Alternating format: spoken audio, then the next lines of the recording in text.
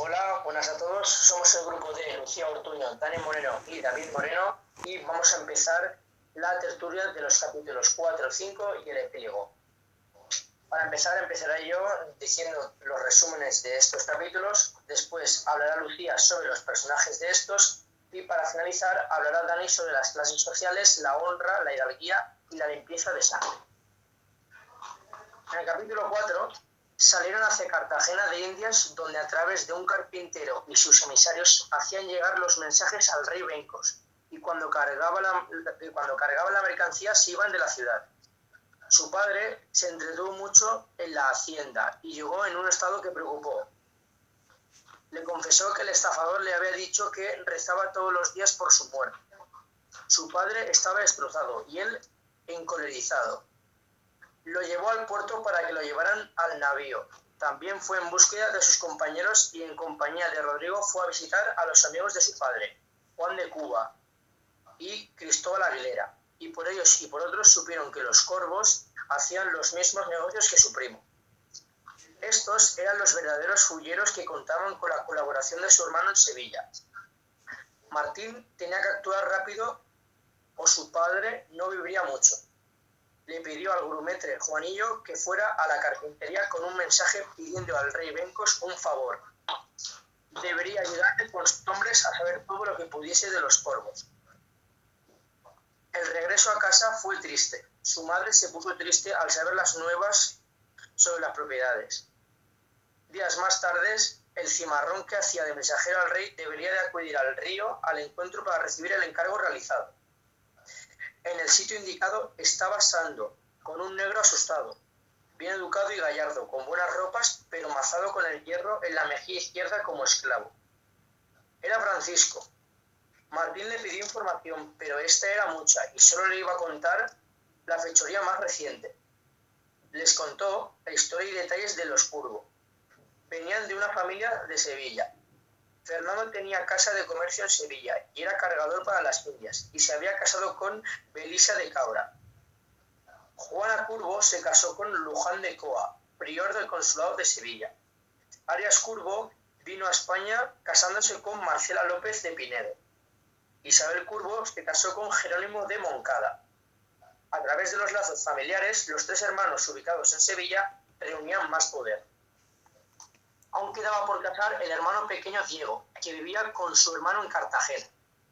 Y aquí era lo que le interesaba conocer a Martín. Diego era el prometido secreto de una joven.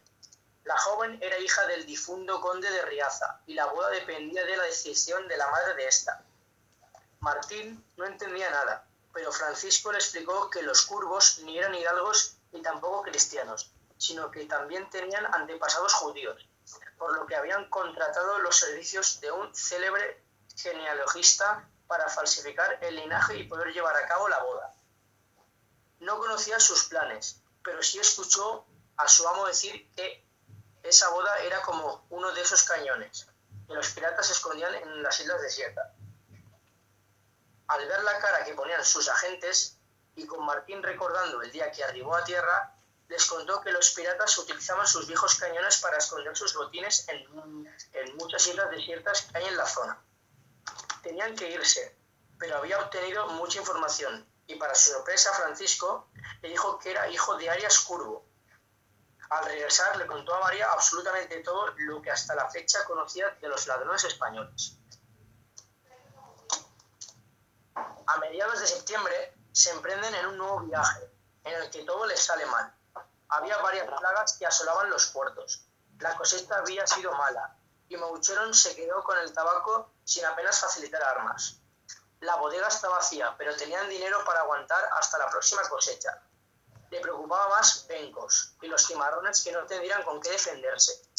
Había que avisarlos cuanto antes, y si lo hacía a través de Sando tardarían varios días, por lo que decidieron coger la chacona e ir hasta Cartagena, y Esteban pagaría el tercio de Navidad a Melchor. Esa misma noche Martín le escribió una carta al rey. Al llegar Juanillo, llevó la carta a la carpintería de costumbre, y él y otros hombres acompañaron al padre a la mansión de la Credot hasta un sitio de donde no los dejó seguir, quedando allí esperándolo.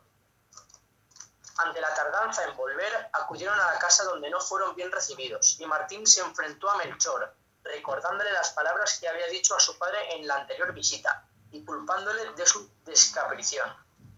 Este los echó de su casa. Mateo les hizo frente y comenzó una pelea con resultado desastroso para ellos, que acabaron molidos a palos en un campo cercano.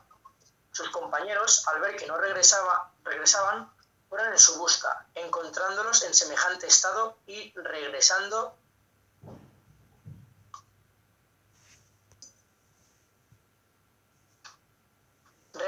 con ellos a la nao. Al día siguiente, malherido y renqueante, acudió a la plaza de Cartagena, donde fue interrogado por parte de los comerciantes amigos de su padre. La desaparición de su padre y sus terribles heridas movieron sus corazones y levantaron sus iras, y escoltado por todos ellos acudieron al cabildo y residencia del gobernador, con la intención de ver al alcalde. Le costó que lo recibiese el alcalde Alfonso de Mendoza, que lo interrogó en presencia de sus escribanos. Cuando comunicó su deseo de denunciar a Melchor de Osuna, le hicieron ver que no lo podía hacer sin testigos ni probanzas, al ser un respetado comerciante y hombre de bien. Al decir que disponía de ellos, el alcalde le sugirió que le contase los motivos y que luego él decidiría. Este le contó con todo detalle lo acontecido. El alcalde estaba pasando un mal trago. Su puesto estaba en peligro, pero no podía rechazar la demanda. El escándalo podía llegar muy lejos, y si Esteban no aparecía vivo o muerto, el asunto podía llevarse ante la Real Audiencia de Santa Fe de Bogotá. Era lo mismo que llevarla ante el rey en persona. Al final, el alcalde le admitió la demanda que redactaron los escribanos y ante la insistencia del demandante, ordenó la búsqueda del desaparecido por Cartagena y que se inspeccionase la casa del comerciante, sin dejar de advertirle que iban a avisar al de Osuna de su insistencia. Martín bajó a informar a los comerciantes y estos comenzaron a organizarse para localizar a su padre. A media tarde, toda la ciudad buscaba al desaparecido, excepto las fuerzas del orden y los pudientes. Organizó turnos de vigilancia en la nao, al no fiarse del acreedor, y descansó más de lo que se imaginaba. Guacoa lo despertó como nuevo maestre, cosa que no le gustó. Soldados y comerciantes estaban fuera esperándolo. Los soldados le comunicaron que en la inspección a la casa nada encontraron y que, como marca la ley, Melchor de Osuna había sido hecho prisionero y se encontraba en uno de los calabozos. Por su parte, los comerciantes amigos Juan de Cuba, Francisco Cerdán y Cristóbal Aguilera le comunicaron que, a pesar de lo mucho buscado, tampoco lo habían encontrado. Al cabo de una semana, sin aparecer, mandó misiva a su madre con las malas nuevas, solicitándole que no se presentase en Cartagena y que le enviase dinero. Los comerciantes les ayudaron en las guardias y el prisionero fue enviado a su casa con vigilancia soldadesca. Por fin, el 29 de noviembre fue llamado a prestar declaración ante el acusado y su licenciado y un buen número de curiosos.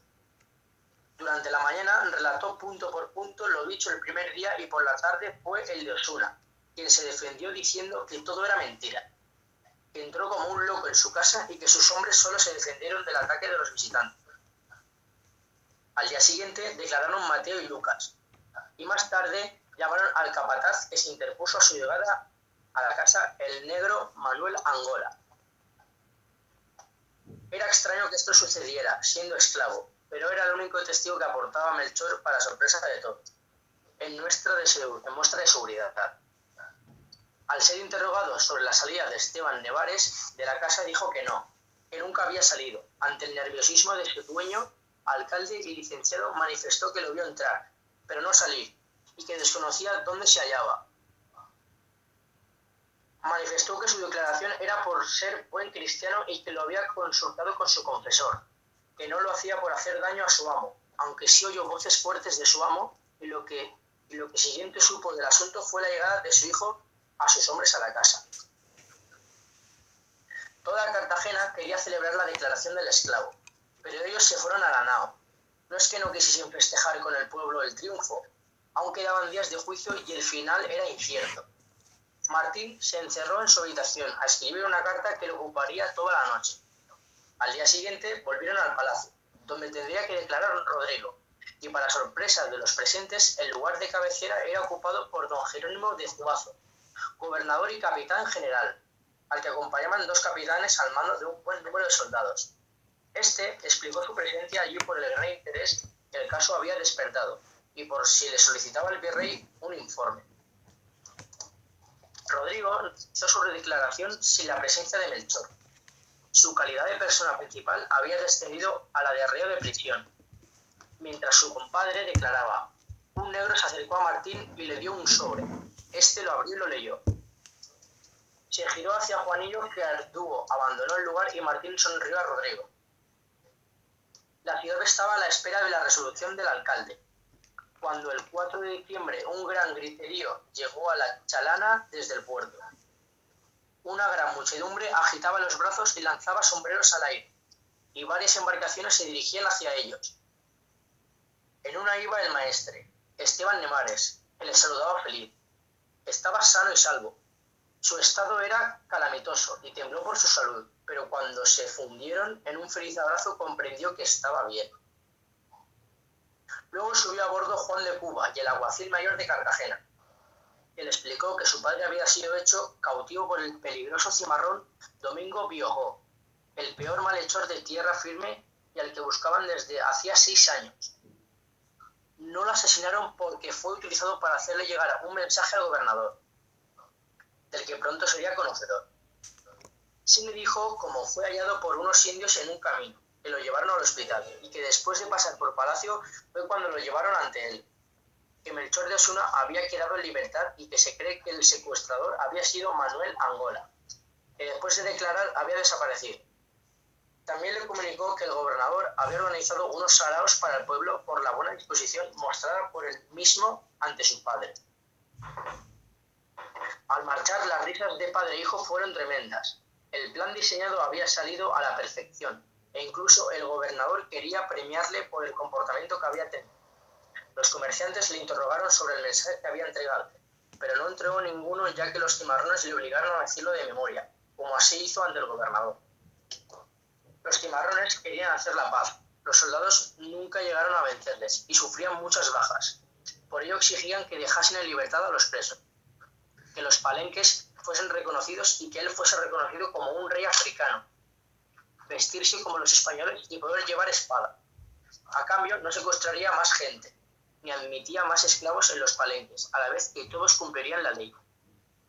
Los comerciantes, que se indignaban por momentos, acabaron convencidos por Martín de que sería un buen trato y contentos volvieron a la ciudad, mientras padre e hijo disfrutaban del éxito del plan diseñado y del mensaje que el mismo Martín había escrito. Todo el plan surgió cuando le dio el vaído de cabeza a Esteban a la vuelta de casa de Melchor. Ella se hizo el juramento de devolver las posesiones a su padre y la única manera de acabar con él de Osuna era interviniendo la justicia y que sus poderosos primos no pudieran salvarle. Se aseguró de que nadie sabía el qué hacer de los Curvo en sus negocios, y cuando su madre le obligó a hablar y le dijo a seguir adelante, se dio cuenta de la necesidad de elaborar un plan que acorrala a los adinerados sin que estos le pudiesen hacerles daño. Diseñó el plan con la ayuda de su madre, y aunque cuando se lo comunicó a su padre, este se negó y la tachó de loca. Al intervenir, su madre aceptó el plan. Martín escribió a Bencos, explicándole que su padre iba a ir a su palenque y que era bueno que fuesen en su búsqueda, que era lo que más le preocupaba, a la vez que le explicaba todo el plan y la necesidad de que algún esclavo declarase contra Melchor. Y conociendo su voluntad de parlamentar, encontró una justificación que obligará al gobernador a negociar con él, e incluso le envió el pliego con las demandas y la oferta, aunque luego el rey las amplió. Todos en Santa Marta conocían la situación y así se despidieron sabiendo que iban a tardar en volver. La misiva al rey fue lo primero que enviaron. Los que debían de acompañar a Esteban debían de ser españoles, y sería a los que podría prestar atención el alcalde. Que así lo hicieron, y luego jugaron el papel establecido. Se enfrentaron a Melchor, y probablemente hubiesen evitado la paliza si Rodrigo no desenvaina la espada. Al día siguiente, bajó al puerto para ser vista, necesitaba el escudo de la gente para enfrentarse a los Curvo y ser escuchado por el alcalde. Una vez recibido, tenía que ir contra Melchor, de tal manera que sus primos no se sintieran amenazados y lo dejaran a su suerte. Y por eso entró en temas personales, contando con la declaración del esclavo. No se fiaba del de Osuna y de su posible venganza, por lo que organizó los turnos de vigilancia.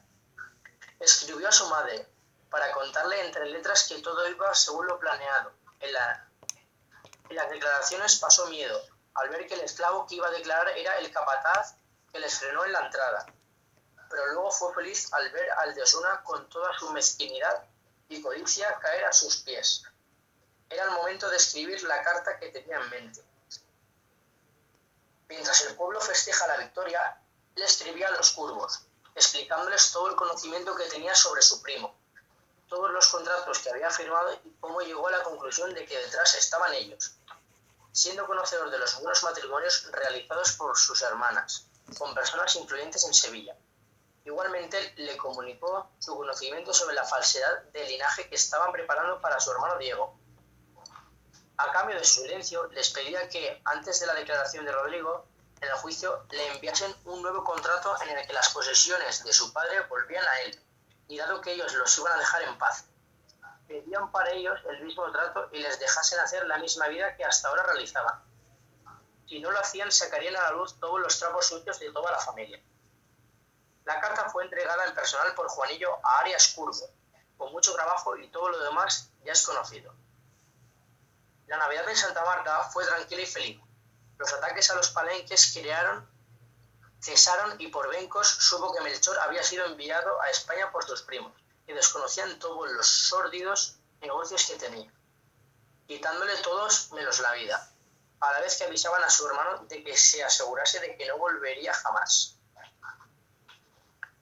Aún había más. El rey Bencos a los pocos meses les volvió a pedir armas. Desconfiaba de la paz del gobernador, y él solicitó a su padre volver a la isla donde la había encontrado, contándole la historia que había escuchado y lo que él había visto en la cueva. Su padre le dijo que ese sería el último viaje como maestre y que deberían de ayudar al rey con las armas. De ahora en adelante él sería el maestre, aunque se enfadó mucho cuando le contestó que no podía olvidar de qué realmente ella era. Catalina Solís, y que nunca una mujer había gobernado una nao. Su padre lo aceptó y le dio nombres de mujeres que sí las habían gobernado. Zarparon a la semana siguiente y en 3 más habían arribado a la isla, y acompañada de Auyeibó, dio con los 4 falcones en el que todo su contenido eran piezas de oro de gran valor. Maestre o almiranta iba a ser muy rica el resto de sus días, ya que su padre se había encargado de dejar claro a la tripulación que todo lo que encontraran era solo de ella. La felicidad era inmensa en la Chacona, y todos deseaban llegar a algún puerto para gastarse los doblones. En Margarita no se bajó por miedo a ser reconocida por su tío, pero una buena nueva aún le esperaba. Su padre vino a darle la noticia. Domingo Rodríguez había muerto. Era una viuda. No solo había muerto su desgraciado marido, sino también el padre de él y su tío. Era heredera de todas sus propiedades desde septiembre. La latonería era suya. Tenía ante sí una difícil situación. Valoró pros y contras y decidió usar su doble personalidad como lo había aconsejado su padre cuando le reconoció. De vuelta a casa pasaron por Punta Araba, sin ser conscientes de que sería la última vez que verían a los holandeses, que poco después fueron atacados y expulsados de allí, y su cabecilla ejecutado. Este quiso denunciarles cuando supo que no le llevaba tabaco, aunque cedió cuando le dieron las joyas. Llevaron las armas al rey, pero fue su hijo quien acudió a la cita. Su padre estaba reunido con el gobernador en un lugar secreto. Iba a haber paz. Cedían a todo excepto a darle el tratamiento de rey. Solo puede haber uno y aquellas tierras ya tenían al de España. El 18 de julio de 1605, Peyojo entró libremente en Cartagena de Indias para firmar el acuerdo de paz. Entre otras cosas, legalizaba los palenques, otorgaba libertad a los esclavos huidos y le permitía vestir a él como noble español. Tras reposo, cavilaciones y conversaciones con sus padres, siguió con la decisión tomada en Margarita. Sería Martín y sería Catalina, ambos dos. Reclamaría la propiedad de la latonería, diciendo que había pasado muchos años en una isla desierta de la que fue rescatada por un mercader. Se instalaría en la casa de su tío y sería una joven viuda de 23 años. Cuando visitara Santa Marta o mareara con la chacona sería Martín de Vares, un muchacho despierto cercano a los 20. Había suficientes motivos. El primero, el deseo de su padre de conservar el noble linaje con sus queridas propiedades y amplia familia. La segunda, su deseo de recuperarse a sí misma y sentirse mujer. Necesitaba la libertad de Martín y la esencia de Catalina.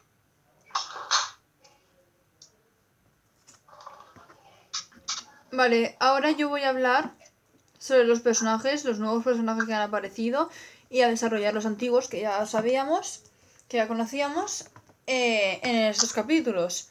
Para empezar voy a hablar sobre la familia Curvo, que como bien sabíamos eran 3 hermanos. Lo que no sabíamos era que también que también habían 2 hermanas más, Juana e Isabel. Y tampoco sabíamos los matrimonios tan importantes que tenían. Para empezar, el mayor de todos, Fernando Curvo, está casado con Belisa de Cabra, hija de Baltasar de Cabra. Baltasar de Cabra era un boticario que fue desarrollando su negocio y se convirtió en bancario, como creando y desarrollando préstamos bancarios. Gracias a esto se hizo muy rico porque cobraba lo que prestaba lo cobraba con intereses, y así llegó a tener una importancia muy grande en España. Después está la segunda hermana, Juana Curvo, casada con Luján de Coa.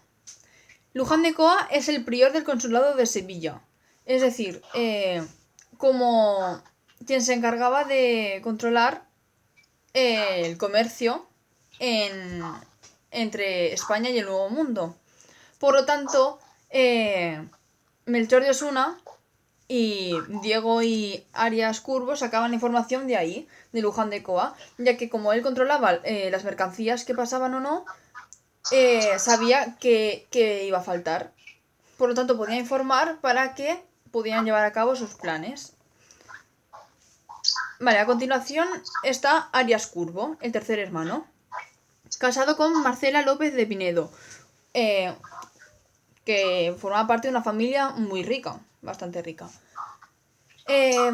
Después tenemos a la cuarta hermana, Isabel, casada con Jerónimo Moncada. Jerónimo Moncada es un juez oficial y contador de la Casa de Contratación de Sevilla. Este personaje aparece bastante en el 5º capítulo, ya que es el juez que lleva a cabo el caso de Melchor de Osuna.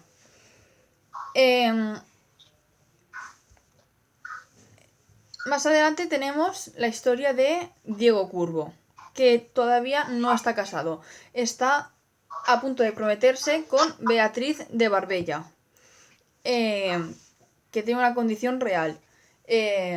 Forma parte de la realeza.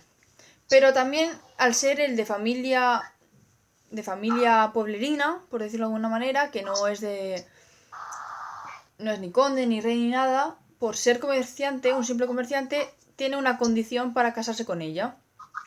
Es la sangre limpia.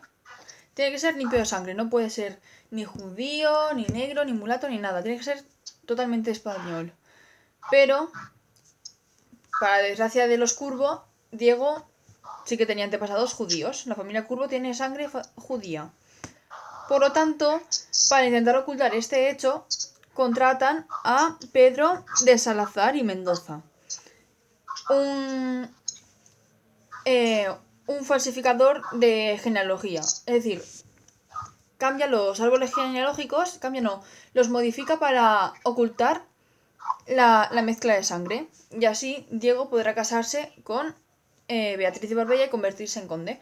Y así lanzar a la familia Curvo a un peldaño más en la sociedad, a ser aún más importantes y más poderosos.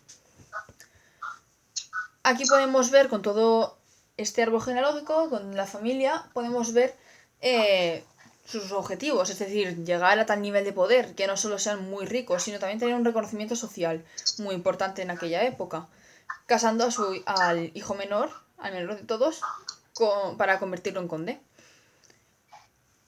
Al saber esto, desciframos de dónde sacan la información Arias y Diego Curvo y Melchor de Osuna Melchor de Osuna sobre todo, para hacer sus tratos como el que hizo con Esteban Nevares, de pedirle un cargamento que él sabía que iba a fallar. Por lo tanto, resolvemos aquí varios misterios. Más adelante aparecen personajes como Manuel Angola, que es un siervo de Melchor de Osuna, el que estaba vigilando en la puerta cuando Esteban Nevares fue a pagar el último tercio de ese año. Él le ve salir, pero acá, el rey Bencos, por petición de Catalina y sus padres, le ofrece a Manuel la libertad. Le ofrece irse con él a su palenque, con la condición de mentir en el juicio y decir que no había salido de la casa.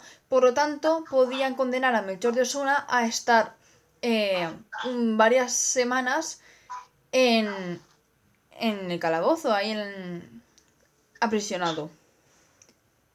También aparece Alfonso, el alcalde de Cartagena, que tiene una importancia. Este personaje refleja la importancia de Melchor de Osuna, porque al ser un comerciante tan importante, incluso con la supuesta muerte de otro comerciante, intentan encubrirlo para no llevarlo a juicio, porque sería muy perjudicial para todos. También sale Sando, el hijo del rey Bencos, que, o sea, yo, en mi opinión, se acaba haciendo bastante amigo de Catalina, porque les ayuda, al igual que Bencos, les ayuda en todo lo que pueden. Sando le presenta a Catalina a Francisco, que era esclavo de Arias Curvo. Era uno de los sirvientes muy importantes, ya que era uno de sus hijos bastardos, entonces conocía todos los secretos de la familia Curvo. Es él quien le cuenta a Catalina toda la información sobre la familia Curvo, la existencia de esas dos hermanas, con quién están casados, todo.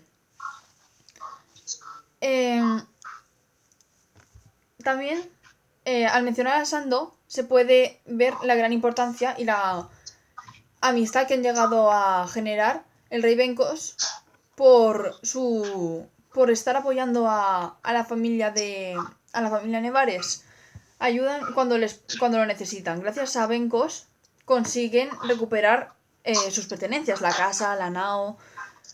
Lo consiguen recuperar todo gracias a Bencos, a que convence a Manuel Angola para mentir en el juicio y así poder escribir la carta a los Curvo con la información que gracias a él le proporcionó Francisco, el hijo bastardo de Arias Curvo. Así que esto representa la importancia del rey Bencos en esta historia. También podemos observar la evolución de Catalina Solís, ya que al principio era una chica inocente y, como bien hablamos en la primera tertulia, después de su año y medio en la isla, pasó a ser una mujer independiente. Pero, añadiendo la personalidad de Martín Nevares, consigue la libertad que tanto añoraba. Una libertad que luego no estará dispuesta a deshacerse de ella. Y por ello decide hacerse pasar también por Martín Nevares, continuar siendo Martín Nevares a la vez que Catalina Solís. Porque, como bien ha dicho David, necesita la esencia de Catalina y la libertad de Martín. Esto se puede ver puede ver también la inteligencia que ha desarrollado, ya que en la página 213, cuando están hablando sobre las condiciones que impone el rey Bencos, las falsas condiciones, las que habían pactado con Catalina, esto demuestra la gran inteligencia de ella por planear un plan tan complejo y tener engañado a todo el mundo. Sobre todo porque finge y piensa muy bien las condiciones que tiene que dar a cambio el rey Bencos a cambio de todo lo que él exige. Como por ejemplo, dejar de admitir esclavos. Esto está en la página 213, un fragmento que dice: no es ninguna tontería, señor Cristóbal, OGT. ¿Sabéis cuántos negros, mulatos, tambos y demás castas han huido de las ciudades de tierra firme en los últimos 5 años para unirse al tal Domingo Boyó, que es el rey Bencos? Son tantos que no se pueden contar, y todos veneran y obedecen a ese que llaman rey. Esto, como bien he dicho antes, demuestra la gran inteligencia de Catalina al pensar en estas cosas y al elaborar este plan tan complejo. Finalmente quería aclarar una descripción sobre un personaje que a mí personalmente me ha impactado la descripción, al igual que puede comentar Catalina como narradora de la historia, en la página 178, en la que describen a Melchor de Osuna. El fragmento dice: más, en ese punto apareció Melchor de Osuna en la puerta de su casa. Nunca le había visto tan de cerca. Era un hombre bajo, grueso, de colgante papada, cubierto por una rala barba carnosa. Yo, por ser primo de los curvos y apadrinado, me lo había figurado más joven. Yo personalmente también me lo imaginaba más joven, al ser apadrinado y demás. Y me lo imaginaba como no sé, un personaje fuerte, intimidante y demás. ¿Vosotros teníais una imagen diferente de él? Hombre, yo la verdad es que sí que es verdad que yo me lo imaginaba más mayor. Porque sobre la descripción que acabas de decir del libro, yo sinceramente me lo imaginaba un poco más mayor, no tan joven. Claro. Yo también opino la misma, pensaba que iba a ser de otra forma. Bueno, pues aquí concluyo con la descripción de los personajes. Vale. Y después de esto, ahora va Dani, ¿no? Vale, pues yo soy Daniel Moreno y voy a hablar ahora sobre las clases sociales, la honra, la hidalguía, la limpieza de sangre y después sobre la corona de España. Las clases sociales que se presentan en el libro, antiguamente estaban los privilegiados y no privilegiados. Que antes los privilegiados eran el rey, los sacerdotes, los nobles, y que la mayoría siempre eran los no privilegiados, que eran los esclavos, los siervos, los artesanos, todo eso. En el libro también se puede mostrar como todo el mundo son gente humilde, y los más destacados son como los nobles y los reyes. Por ejemplo, el rey Becos, que manda de los esclavos los negros y puede hacer lo que quiera con ellos, y al igual que los nobles. Como tienen tanto poder y tanto dinero, pueden hacer lo que sea con ellos. Esto ahora, en cambio, ya no es como antes, que había mucho privilegiado y la mayoría, el pueblo llano, eran los no privilegiados, y ahora está como una clase alta y la clase baja, en la que tienes más dinero que uno y que otro, pero no es lo mismo que antes. Después, la honra se refiere al respeto que se le tenía a las clases altas.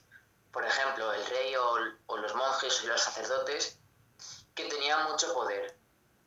Por ejemplo, también los sacerdotes en la iglesia, que la iglesia antiguamente era muy importante y mandaba mucho sobre todos. Porque, por ejemplo, en el libro se puede observar que a ver si me sale la palabra, a Catalina, cuando el padre lee los libros que están prohibidos de la Inquisición, al padre lo entierran lo presan en un calabozo. Y bueno, pues en la actualidad ya no los más poderosos tienen honra, porque ya no hay nobles ni demás. Bueno, después hablaré de la hidalguía. La hidalguía es el título que tienen los caballeros, que destacaban por ser de una clase muy alta y se diferenciaban de los no privilegiados. Ahora, los caballeros, pues ya no existe el tema de irse a la guerra y atacar, porque ya no hay caballeros. Y después la limpieza de sangre. En la limpieza de sangre, esto se refiere a cuando Diego, que era el hermano pequeño, decide casarse con Martín. Y Martín le interesa porque Diego pertenece a una clase muy alta, y así pues tiene más dinero. Es como un matrimonio de conveniencia. y nada, y se casaban así para, por ejemplo, ya que Martín o Catalina se casaba con Diego, si Diego era un conde, la chica Martín sería condesa. Ese es el ejemplo. Y ahora pues ya no pasa igual que antes, porque ahora nos casamos con quien queremos. Bueno, desgraciadamente en algunos países sigue pasando eso. Que casan a niñas de 12 años con adultos de 60. Pero bueno. Eso sí, son los temas de que tienen más dinero o tienen más privilegios. No, digo Es en eso, sí, países. En países tercermundistas que para que una familia pueda sobrevivir, por ejemplo, pues casan a una de las hijas con otro, con alguien mayor, un viudo o algo así, para poder sobrevivir, pero bueno. Eso antes se hacía con demasiada frecuencia. Ahora al menos nos damos. Sí, Al menos ahora estamos mejorando en antes, eso. antes no estaba bien visto que se casaban los jóvenes, los padres decidían con quién te casabas, no podías rechistar sobre eso. Ya. Desgraciadamente hay de todo en este mundo. Bueno, poco a poco. Y bueno, y después, como último tema, hablaré de la corona española. En la corona española se puede apreciar en el libro que el rey Bencos, que era el rey, obviamente, mandaba sobre todos los comercios, mandaba sobre los esclavos y tenía mucho poder sobre todo. Y como tenía poder, podía mandar de todos los demás y no le importaba. Y relacionado con las guerras, siempre ocurrían guerras entre ellos, pero llega un momento en el que se firma un tratado de la paz con Inglaterra para que no haya más disputas. Y en la corona española también me recuerda al tema de Cristóbal Colón cuando iba en barcos, porque trasladaban a esclavos entre barcos. Eso es lo que he encontrado, una referencia a ello. Y esto en la actualidad ya no pasa así, porque el rey tiene a gente que también le manda de él y no tiene tanto poder y no es como antes. Y nada, y eso es todo. Vale, pues. Muchas gracias, adiós. Bueno, pues yo creo que después de toda esta información vamos a dar por finalizada la tercera, creo, sí, tercera y última tertulia de este libro. Así, hablando así un poco por encima, ¿qué os ha parecido el libro? A mí me ha gustado. Al final, el epílogo ha sido como que lo necesitaba. Porque me he quedado tranquila, me ha gustado el final. Sobre todo. Me ha gustado un poco, o sea, me ha gustado más que me ha disgustado, pero para mí se me ha hecho bastante largo, un poco pesado al leerlo. A ver, a mí el tercer capítulo sí que se me hizo un poco pesado porque había muchas descripciones, pero bueno. Lo que pasa es que en el final me da muchísima rabia que lo hayan dejado abierto. Porque dicen, sí, y luego Catalina se hará pasar por Martín, se hará pirata, y luego ya no dicen nada más.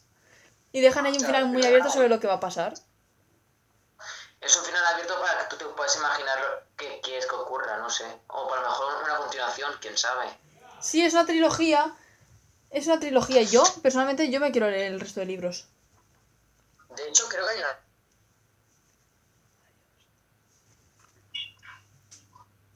Espera. Yo pienso sobre el libro que al principio se me ha hecho muy interesante cuando le ocurrían diferentes cosas a la protagonista Catalina, pero luego cuando han hecho descripciones largas sobre cosas no me ha gustado del todo. Pero al final, como ha dicho Lucía, a diferencia de mí, sí que me gusta que lo hayan dejado abierto, porque me interesa saber cómo ha acabado para leerme los siguientes libros. Y nada, y eso es lo que pienso. Bueno, pues yo creo que después de todo esto damos por finalizada la última tertulia del libro de Tierra Firme. Esperemos que les haya gustado a todos. Gracias y adiós. Hasta luego. Adiós.